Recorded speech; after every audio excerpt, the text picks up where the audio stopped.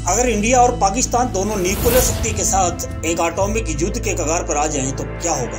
ये समस्या ऐसी है जिसे हम हल्के में नहीं ले सकते, क्योंकि इसका असर हमारी दुनिया के भविष्य को बदल सकता है। जय हिंद दोस्तों, नेशन फर्स्ट CAPF में आपका स्वागत है। आज हम एक ऐसे विषय पर बात करने जा रहे हैं जो हमारे भविष्य की सबसे डरावनी हकीकत हो सकती है, न्यूक्लियर पावर।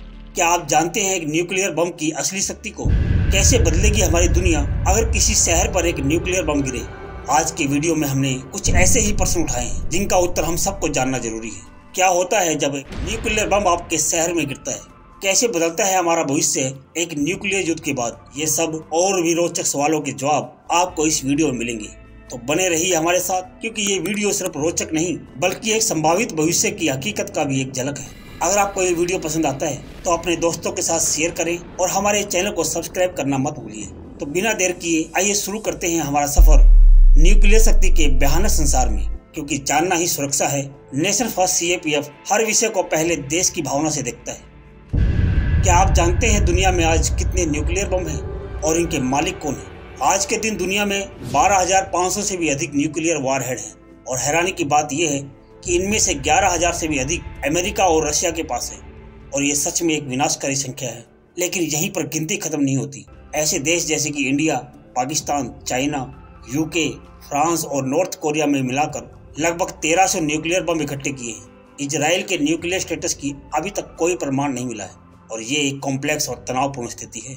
इंडिया और पाकिस्तान, जिनकी लंबी और विवादित इतिहास है, दोनों ने अपने आप को न्यूक्लियर अस्त्र से संपन्न किया है। आज दोनों देशों के बीच लगभग 334 न्यूक्लियर वॉरहेड है। साउथ एशियन उपमहाद्वीप ने अपने न्यूक्लियर पावर को दिखाने का अनुभव किया है, और स्थिति आज भी अत्यधिक खतरनाक है। इंडिया ने 1974 में अपना पहला न्यूक्लियर परीक्षण किया था, और पाकिस्तान ने 1998 में इसका अनुसरण किया। तब से दोनों देश एक से लेकर दूसरे तक एक खतरनाक हथियार की दौड़ में लगे हुए हैं। इंडिया पाकिस्तान की सीमा, जो दुनिया के एक खतरनाक स्थल के रूप में प्रसिद्ध है, एक लगातार फ्लैश पॉइंट बन गई है। खतरे का संकट हमेशा वहां मौजूद होता है। अब आइए वर्ल्ड इतिहास की तरफ रिवाइंड करते हैं। 1945 में USA ने अपना पहला न्यूक्लियर परीक्षण किया था, जो ट्रिनिटी परीक्षण के नाम से जाना जाता है। तब से लेकर अब तक दुनिया में लगभग 2,500 से भी अधिक न्यूक्लियर परीक्षण हुए हैं। एक अद्भुत तथ्य यह है कि 85% परीक्षण सिर्फ अमेरिका और सोवियत यूनियन ने किए हैं। जब हम इस विनाशकारी शक्ति के विषय में गहराई से सोचते हैं तो हमें याद आता है कि अमेरिका ने 6 अगस्त 1945 को हिरोशिमा पर लिटिल बॉय नामक परमाणु बम गिराया था, जिसका प्रभाव केवल 15 किलोटन था। एक पूरा शहर तबाह हो गया था, जिसमें 1 लाख लोग मारे गए थे। बाद में रेडिएशन के कारण कई पीढ़ियों के लिए वहां पैदा हुए लोगों को कैंसर का सामना करना पड़ा। इसके साथ ही शहर के 2/3 भाग पूरी तरह से नष्ट हो गए थे। अब विचार करें कि आज का सबसे शक्तिशाली nuclear bomb B-83 little boy से 60 गुना अधिक शक्तिशाली है। उस समय केवल अमेरिका के पास न्यूक्लियर हथियार थे। आज दुनिया में 9 ऐसे देश हैं जो न्यूक्लियर हथियार रखते हैं, और उन देशों का खतरा हमेशा बना रहता है। ये कभी भी एक दूसरे पर खतरनाक हमला कर सकते हैं। जब एक देश न्यूक्लियर हमला करता है तो ये कहानी सिर्फ उस हमले तक ही सीमित नहीं होती, ये बस एक विनाशकारी प्रारंभ होता है। साल 1961 में स्थिति और भी भयंकर थी, जब सोवियत यूनियन ने दुनिया को कपाने वाला कार्य किया। उन्होंने टीसार बम्बा नाम से जाने जाने वाला सबसे शक्तिशाली न्यूक्लियर बम का परीक्षण किया। इसका प्रभाव 50 मेगाटन था, जो हिरोशिमा के लिटिल बॉय से 3000 गुना अधिक था। इसने ऐसा धमाका किया कि इसका असर पूरी दुनिया पर देखा गया। इस बम से उठे आग का चक्रव्यूह का व्यास 8 किलोमीटर था, और हवा में 64 किलोमीटर तक ऊंचा गुबार हो गया था, जिससे कि नॉर्वे और फिनलैंड के लोग जो 1000 किलोमीटर दूर भी इसके असर में आए। जब हम विचार करते हैं किसी न्यूक्लियर बम की शक्ति को, तो हम समझ सकते हैं कि वो किस तरह से हमारी दुनिया को बदल सकता है। वे खास स्थल जहाँ पर हमला होने वाला है, सब कुछ एक मिलीसेकंड के अंदर एकदम से नष्ट हो जाएगा। उसके बाद गर्मी सूरज के सरफेस टेम्परेचर को भी क्रॉस कर जाएगी। बस कुछ ही सेकंड में ये अग्निपिंड कई किलोमीटर दूर तक पहुंच जाएंगे।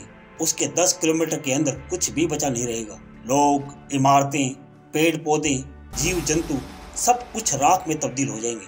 शुरुआत होगी इमीडिएट डिस्ट्रक्शन से, जिसमें शहरों का विनाश और लोगों की मौत होगी। उसके बाद जब न्यूक्लियर बम का विस्फोट होता है तो न्यूक्लियर कचरा और धूल हवा में उड़ जाती है, जिससे हमारी मिट्टी, पानी और हवा को प्रदूषित किया जाता है। इसके परिणाम में खेती पर भी बुरा असर पड़ता है। वहां आने वाले कई सालों तक कुछ भी पैदा नहीं हो सकता। साथ ही बच गए लोगों के स्वास्थ्य पर लंबे समय तक प्रभाव रहता है।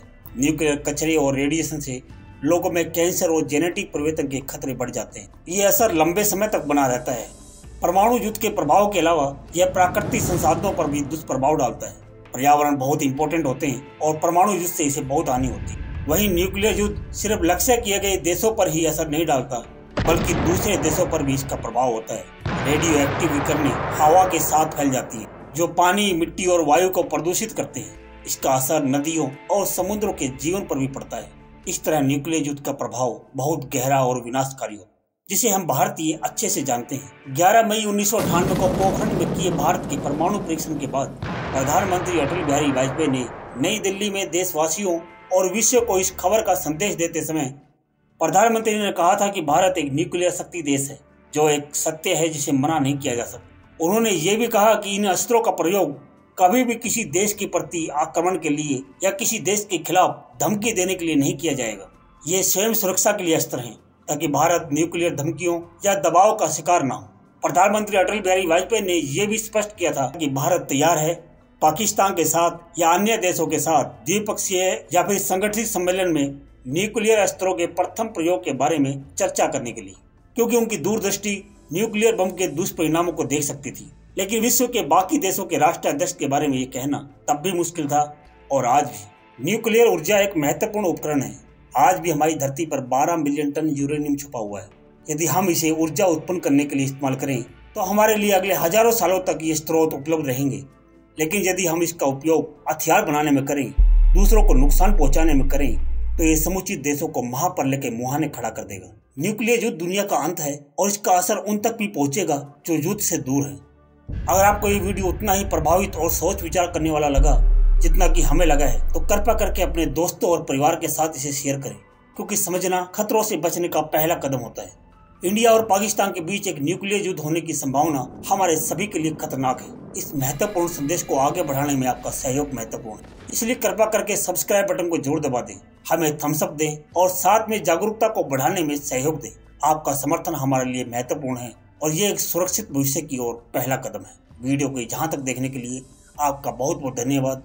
मिलते हैं नेक्स्ट वीडियो में, तब तक के लिए जय हिंद, जय भारत।